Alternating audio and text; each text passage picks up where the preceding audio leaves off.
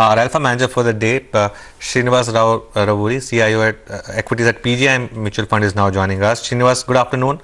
Let's start with IT. That's really been the most secular play in India for not just last 3 months or so, this year, last year as well, last 3 years. Your thoughts on whether this could still be the leadership pocket for the market going forward? Yes, Anuj, I think we continue to like IT. I think this has been one of the clear beneficiary of the digitization trend that we are seeing. We as a fund has also benefited a lot by being overweight on IT for last 24 months or so. So I think you need earnings growth and visibility. I think right now the IT sector has both. We are seeing a very strong earnings growth, both in large and mid-cap. Mid-cap have seen even a higher earnings growth. And also visibility, I think, as we get into the this COVID and even post-COVID, the fintech, the digitization era, I think we will have to clearly accept that all companies will spend much more on technology going forward than what they've been spending in the last 3, 5, 10 years. So who are the beneficiary of this globally? I think that's where Indian companies are at the forefront. I think I am continue to like the IT sector, and valuations, especially large cap IT companies, Anuj, are still not expensive. Okay, so IT gets a thumbs up from you. Srinivas, good afternoon. So as we head into 22, what is the approach you're taking? I mean, what are the parts of the market that you'll remain overweight on? And within that, I want a specific take on financials. On one hand, there's been constant underperformance over the last 6 months. Then you have some of the, events like what we've seen with RBL Bank today. So what's the approach you're taking towards financials? Yes, Surabhi. Hi. So I think today's event also clearly highlights why one should be cautious about the financial services sector. I think trust plays a big role.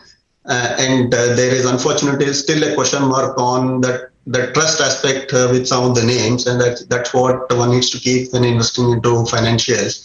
So we've been underweight on financial for quite some time for two reasons. One, as the economy was slowing down in the past, we thought banks would be have to take big impact of this slowdown in the economy. I think that part is over.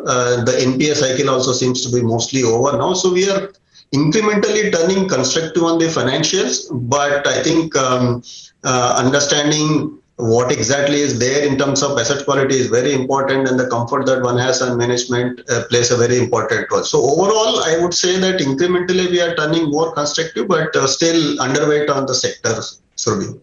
Fair point. What I noticed though is that within financials, you like insurance. A couple of insurance names that I can see in your portfolio, Srinivas. So your thoughts? It did well, but over the last few months or so, it's sort of stagnated a bit. How are you viewing this now? Yes, Anuj, I agree. In terms of, I think both business and stock performance has been not so great in the recent past. I think the number one reason for that is the valuations. So we continue to like the basic story of insurance, but I think the prices actually went a little bit ahead. I think that's where we are witnessing consolidation in the space. But the hypothesis about insurance, both health, general and life, remains very much intact, and that is what we are playing on this insurance sector. Okay, so you like insurance. Srinivas, what else? I mean, what is the other big idea that you're looking at? What will be thematically perhaps the biggest thing to look at least as we start off 2022 in terms of sectors or any other business themes?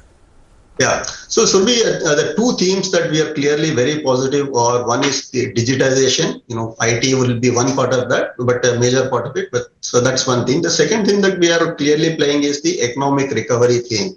Whether it is the industrial, whether it is the auto, I think that is the other theme that we are extremely positive on right now. So these two themes would account for almost 50 to 60% of our portfolios across the schemes should be at this point of time.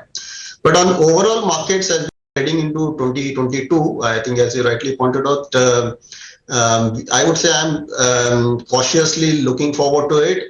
The current calendar year has been very good with about the large cap delivering 25% kind of a returns, whereas the mid and small caps have delivered 50% plus kind of a returns. Even CY20 was a good year. So after two such healthy returns, I think one should be more cautious heading into 2022, and also one need to be prepared for a higher volatility given what's happening globally and also on the inflation and interest rate front. So Okay, fair enough. For the market, Srinivas, this has been a remarkable year. What kind of returns would you expect, say, over the next 2 or 3 years? Now, Anuj, we don't give any numbers that way, but what drives essentially, what drives stock prices is corporate earnings and liquidity. So I think earnings growth for the current financial year is about 30%, and next year also the consensus numbers are closer to about 18% for the next financial year. And what is also helping to this buoyancy is the liquidity. In fact, even after last 3 months of consecutive selling by FIIs, we've seen market being fairly stable. Part of that is because of the strong inflows from retail investors into the market. So I think liquidity will remain strong. As long as liquidity remains strong, markets will hold on. I think that's what we are witnessing right now also in terms of the resilience that we are seeing in stock markets. And earnings growth are also on your side. Economy is also, I would say, after a 5-7 year period of consolidation, we clearly see a recovery ahead. We are seeing the early signs on that front. So when economy is doing well, liquidity is reasonable, earnings are good, I think markets will deliver positive returns, but it's difficult to put any number, Anuj. Okay, fair enough. By the way, there's some volatility in the market. I mean, we've just suddenly lost about 30, 35 odd points from the top of the day. It was over 100-point rally on the Nifty not too long back. Now at around 17,070, just a little bit of profit taking coming through. Srinivas, finally, I mean, you did mention that you're going to be playing the economic recovery theme, and I noticed stocks like L&T, for instance, it's one of the big holdings in your large cap portfolio, I think. How else are you looking at playing the recovery? Can you, specify in terms of whether it's road companies or more of the industrials, automation? What are you looking at? Yes, so the industrial and automation is what we are more positive on. We are positive on auto also. Not so much on the road or a pure infra place. I think there are very limited place in that space. So we are looking at a broader gamut, whether it is the bearing companies, whether it is the ancillaries. Those are what we are betting more on in terms of playing this recovery theme, Survey. All right, got that, Srinivas. Thank you very much for joining us today. Appreciate all your thoughts. You have a happy new year, and we'll see you in 2022. All right, that is a word coming in from PGIM India Mutual Fund. We'll take a break on that note with